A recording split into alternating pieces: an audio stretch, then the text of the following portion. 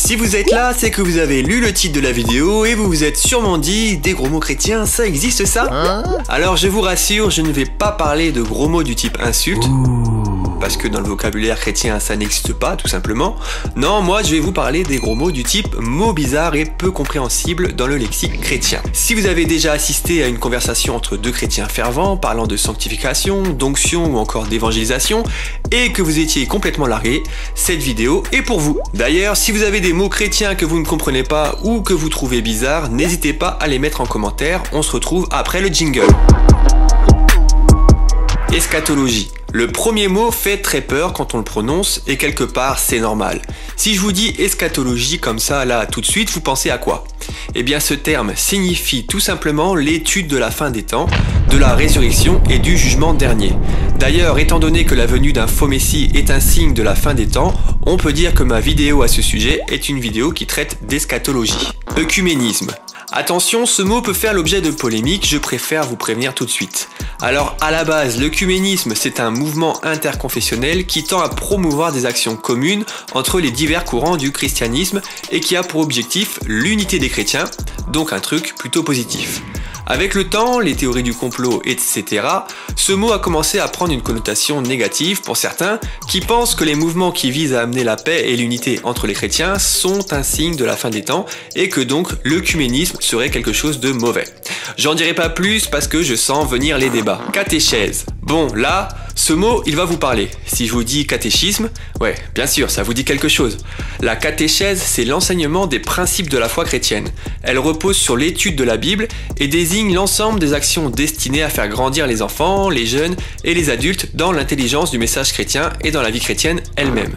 Évangélisation. L'évangélisation est le fait d'annoncer l'évangile, la bonne nouvelle de Jésus-Christ, et donc de faire connaître la foi chrétienne.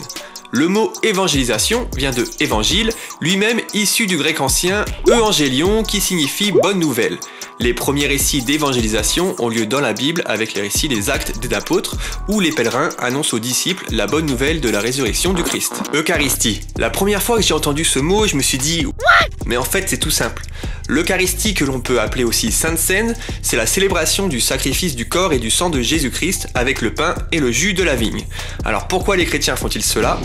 Dans la Bible, dans Matthieu 26, dans Marc 14 et dans Luc 22, Jésus a ordonné à ses disciples de continuer à célébrer la Sainte Seine et en y prenant part, le chrétien témoigne que le corps de Jésus a été rompé pour lui et qu'il a versé son sang pour lui pour le pardon des péchés. C'est un acte de commémoration. Oint.